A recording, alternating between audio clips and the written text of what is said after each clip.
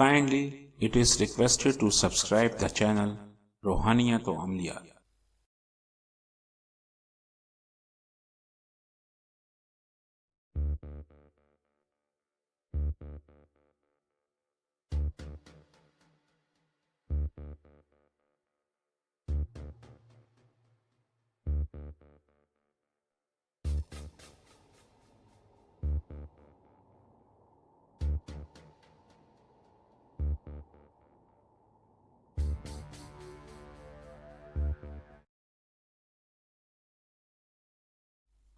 أعوذ بالله من الشيطان الرجيم بسم الله الرحمن الرحيم یا اللہ، میں تیری رحمت کا طلبگار ہوں، مجھے اتنی طاقت اور ہمت عطا فرما کہ میں ان غریبوں کا دکھ بانٹ سکوں جن کا تیرے سوا اس دنیا میں کوئی نہیں۔ یا اللہ، تو سب سے بہتر سننے والا اور سب سے بہتر دیکھنے والا ہے۔ تو اگر قہار ہے تو تو رحمان بھی ہے، تو اگر جبار ہے تو تو رحیم بھی ہے۔ تیری عظمت، تیرا جلال ہے، تو رب کائنات ہے۔ اے میرے رب، ہماری دعاؤں کو قبول فرما، آمین ثم آمین۔ السلام علیکم روحانیت عملیہ چینل کے دوستوں، روحانی عمل آپ کو چینل میں خوش آمدید کہتا ہے۔ ویڈیو کا آغاز میں اس شعر سے کروں گا کہ محمد سے وفا تو نے تو ہم تیرے ہیں، کہ محمد سے وفا تو نے تو ہم تیرے ہیں، یہ جہاں کیا چیز ہے لوح و قلم تیرے ہیں۔ ویڈیو کا آغاز میں اللہ رب العزت کے اس پاک اور بابرکت نام سے کروں گا جو دلوں کے حال جانتا ہے۔ دوستوں، رمضان کی آمد کے ساتھ ہی ہمارا چینل ماشاءاللہ پوری طرح سے ایکٹیو ہو چکا ہے، اور انشاءاللہ اس پورے رمضان ایک تواتر کے ساتھ وظائف شیئر کیے جائیں گے۔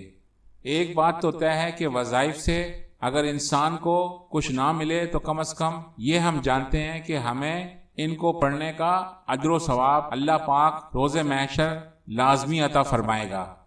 بس ہم سب کی کوشش ہونا چاہیے کہ نماز اور دوسری عبادات میں ہم سے ہرگز خطا نہ ہو۔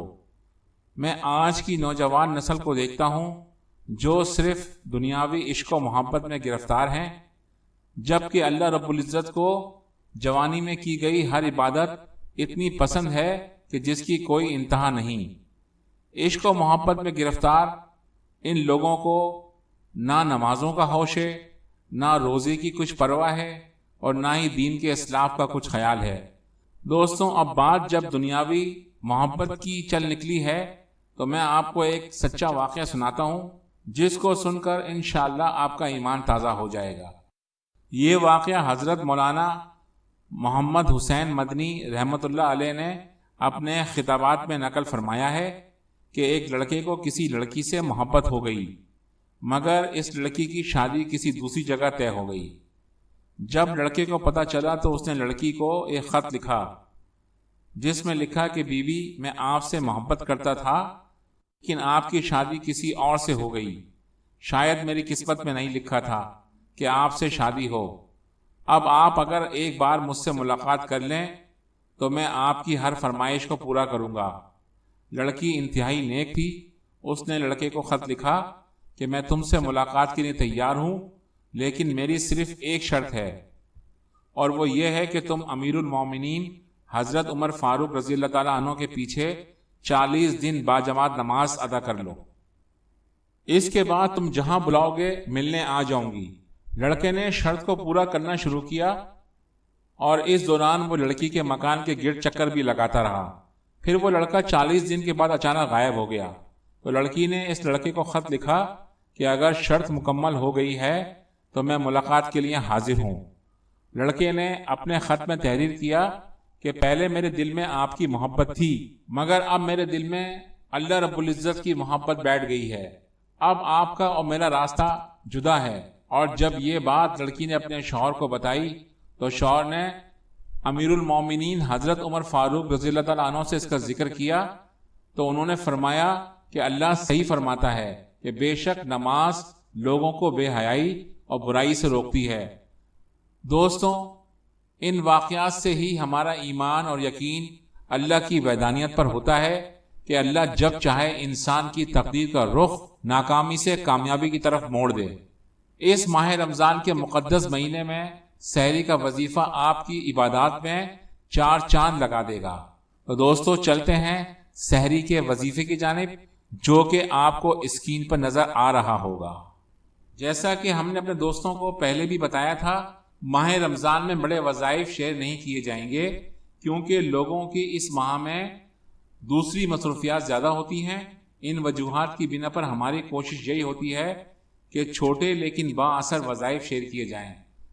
دوستوں، آج کے وظیفے میں جو کہ آپ نے صرف سحری میں پڑھنا ہے، یہ وظیفہ بمشکل 5 سے 7 منٹ کا ہے۔ سحری میں لوگ بڑے مصروف عمل ہوتے ہیں۔ خواتین اگر سحری کی تیاری میں مصروف ہوتی ہیں تو مرد حضرات قرآن پاک اور دوسرے اذکار میں مصروف ہوتے ہیں۔ بس دوستوں، اسی مصروفیات میں سے آپ کو 10 منٹ نکال کر سب سے پہلے 11 مرتبہ درود ابراہیمی اور اسکرین پر دکھائی گئی دعا مبارک کو سحری ختم ہونے سے 15 منٹ پہلے سحری کرنے کے بعد 7 بار پڑھنی ہے۔ دعا مبارک آپ کو اسکرین پر دکھائی جا رہی ہوگی، جو کچھ اس طریقے سے ہے۔ بسم اللہ الرحمن الرحیم، لا الہ الا اللہ الحی القیوم القائم علی کل نفس بما کسبت۔ دوستوں، تعداد پوری ہونے کے بعد سحری ختم ہونے تک مسلسل دعا مانگتے رہیں۔ جیسے ہی سحری کا وقت ختم ہو اور اذان ہو جائے تو فوراً وظیفہ ختم کر کے نماز فجر کی تیاری کرنی ہے، اور اس وظیفے کو اسی ترتیب سے کم از کم پہلے عشرے تک کرنا ہے۔ انشاءاللہ ایسی برکتیں اور رحمتیں نازل ہوں گی کہ آپ خود حیران رہ جائیں گے۔ دوستوں، یہ تھا وہ شاندار اور نایاب وظیفہ جو میں نے آپ کو اس ویڈیو میں بتا دیا ہے۔ انشاءاللہ تعالی اگر آپ اس وظیفے کو مکمل یقین کامل اور ایمان کی دولت کے ساتھ کریں گے تو اللہ پاک آپ کو ہر صورت میں کامیابی عطا فرمائے گا۔ دوستوں، اس کے ساتھ ہی روحانی عامل کو اجازت دیجیے۔ انشاءاللہ تعالی اگلی ویڈیو میں آپ سے ملاقات ہوگی۔ اللہ آپ کا حامی و ناصر ہو۔ اللہ حافظ۔ لا الہ